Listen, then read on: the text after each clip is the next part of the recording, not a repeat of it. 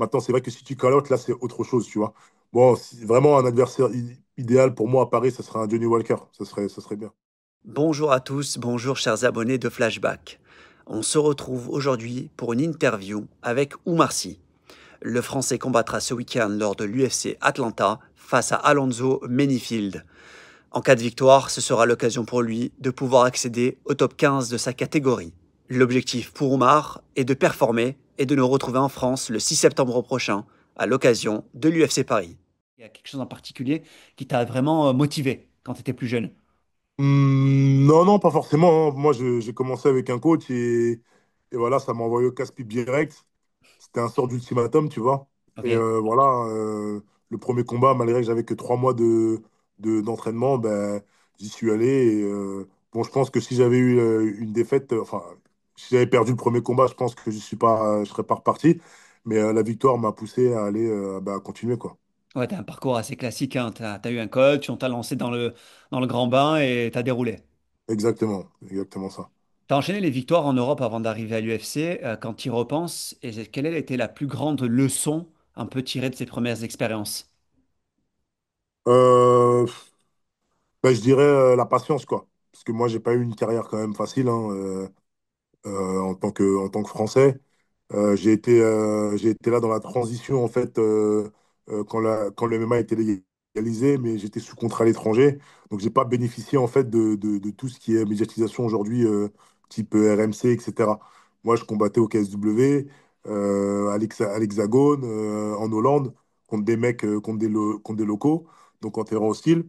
Donc, il n'y avait pas moyen de discuter un peu, de se taquiner un peu. Tu venais, tu te castagnais et tu rentrais, quoi. Bon, voilà, j'ai fait un combat à Arès, bon, face à un adversaire qui était humble, donc on n'avait pas besoin de se titiller aussi.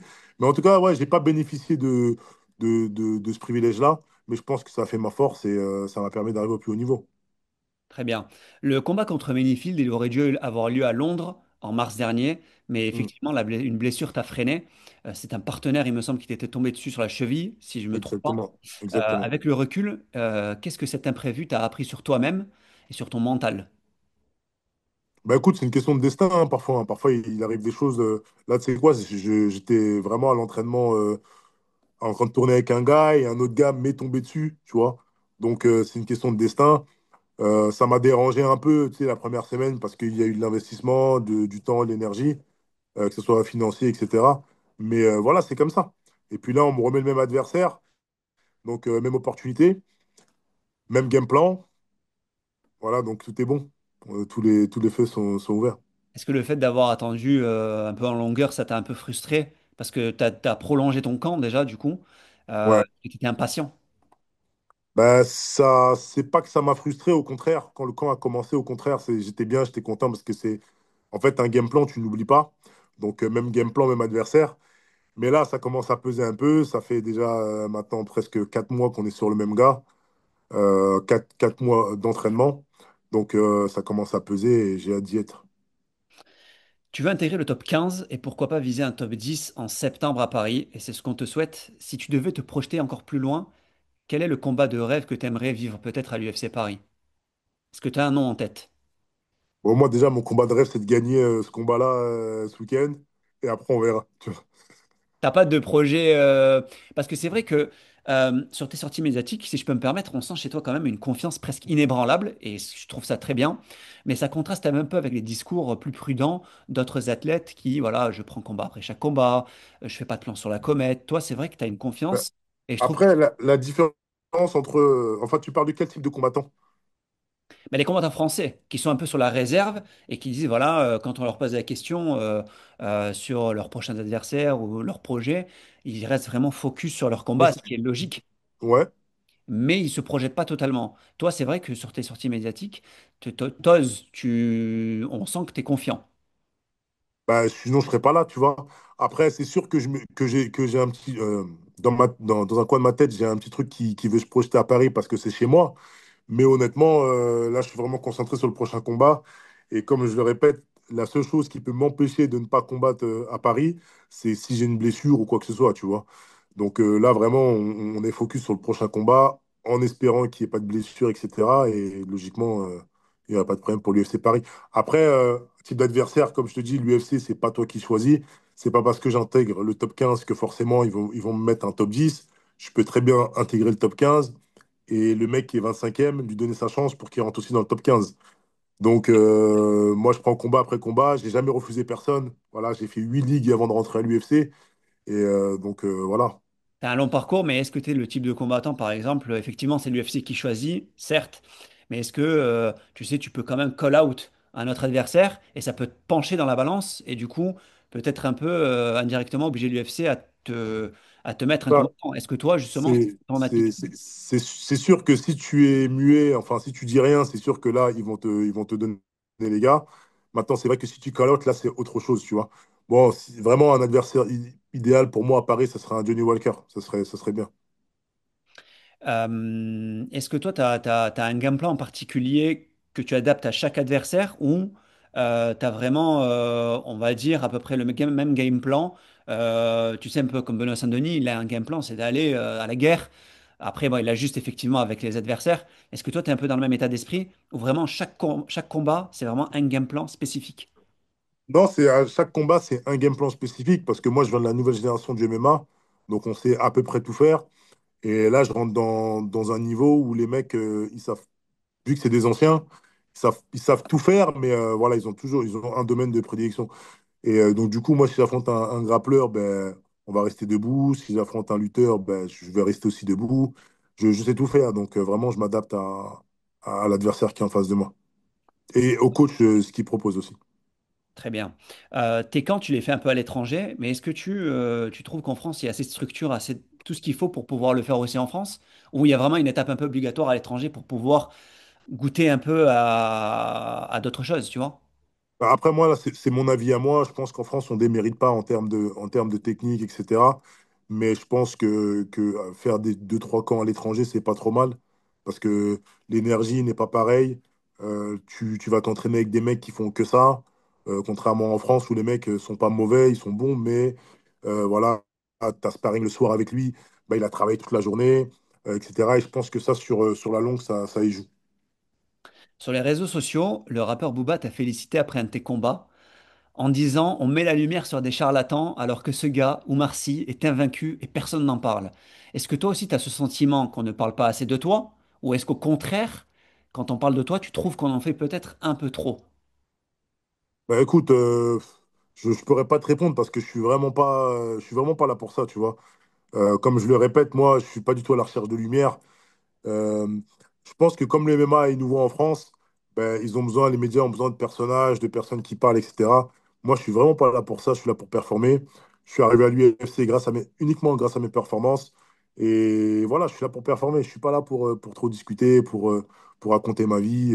Les gens, ce qu'ils ont besoin aujourd'hui, c'est de savoir ce que, ce que tu fais, que tu filmes toute ta vie, etc. Moi, j'ai pas besoin de ça. Moi, je suis là pour performer. Et honnêtement, c'est pas parce que les gens ils disent que on n'entend pas parler d'Oumar que ça va changer quelque chose. Moi, je suis là pour performer et si on entend parler de moi, c'est parce que j'aurais performé. Ouais, tu estimes que c'est plus un plus de parler de toi qu'autre chose. Tu vraiment se focus sur la performance. Ben, il y a deux types de combattants, tu vois. Il y a ceux qui ont une stratégie pour se faire connaître sur les réseaux sociaux et c'est leur problème. Tu vois, j'ai pas de jugement à donner là-dessus. S'ils performent en plus, tant mieux pour eux. Et il y a des mecs comme moi ben, on est là uniquement pour performer. Si on remonte encore un peu plus loin dans ton passé, est-ce que tu as des influences ou des héros, entre guillemets, dans le sport ou ailleurs qui t'ont poussé à ne jamais lâcher? Est-ce que tu as une référence? Non, non, non, non, non. Moi, je suis. Non, non. Les seuls héros que j'ai, c'est moi-même, tu vois. Voilà, je sais pourquoi je suis là. J'ai toujours été un salarié dans ma vie, un travailleur, tu vois. J'ai commencé à travailler assez tôt. Là, j'ai une opportunité de faire, entre guillemets, ce que j'aime et d'être payé correctement. Donc, il faut saisir l'opportunité et on verra là où ça va me mener. Tu as une femme et un enfant, si je ne me trompe pas. Comment tu gères Trois. avec ta famille? J'ai Euh, trois enfants. T'as trois enfants, pardon. Ouais. Enfants. Tu as trois enfants. Comment tu gères ta vie de famille avec ce sport qui te prend quand même énormément de temps, avec les camps à l'étranger? Est-ce que tu te déplaces avec eux? Est-ce que c'est compliqué à gérer? Non, non, je me déplace tout seul. Voilà, ça, c'est le plus compliqué à gérer parce que j'ai vraiment l'impression de ne pas être là pour mes enfants et pour madame, quoi.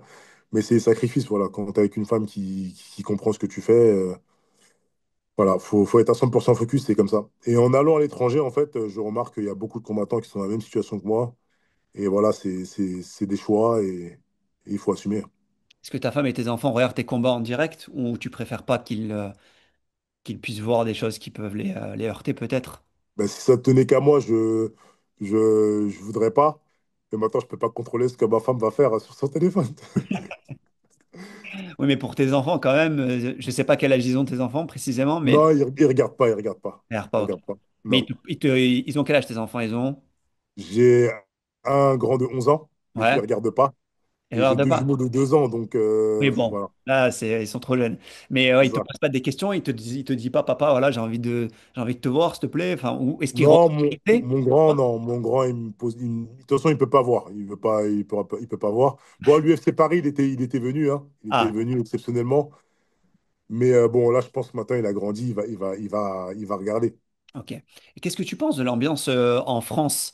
C'est vrai qu'il y a beaucoup de commentateurs américains qui ont fait état de l'ambiance incroyable qu'il y avait eu à l'UFC Paris, le sol tremblait sous leurs pieds, la Marseillaise.